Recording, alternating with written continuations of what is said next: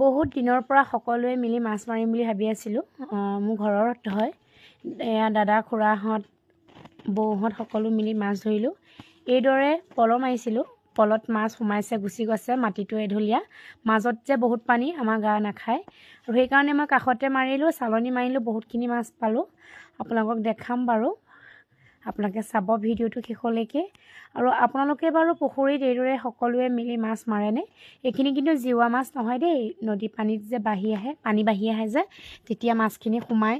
এইদৰে আমাৰ ঘৰৰ মোৰ মা ঘৰৰ পিছফালে আছে পুখুৰী আছে, তাতে মাছ সোমায়। সিদিনা আজি এসপ্তাহমানৰ আগত বহুতখিনি মাছ ধৰিলে, মোক মাতিছিলে।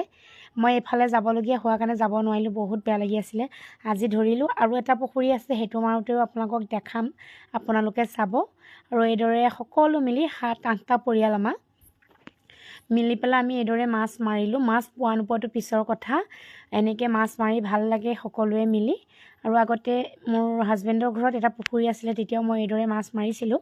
আজি 3 বছৰমানৰ পৰা পুখুৰীটোত আমি মাছ দিয়া হোৱা নাই, দাদাহঁতক দি দিয়া হ'ল পুখুৰীটো, ডাঙৰ দাহঁতক। সেইকাৰণে মাছ আমি দিয়া নাই, তেওঁলোকেও দিয়া নাই। আৰু বহুত দিনৰ মূৰত আশা এটা পূৰণ হ'ল আজি। ভিডিঅ'টো কেনেকুৱা লাগিলে চাই জনাব আপোনালোকে। ভিডিঅ'টো ভাল পালে মৰম দিব। ধন্যবাদ।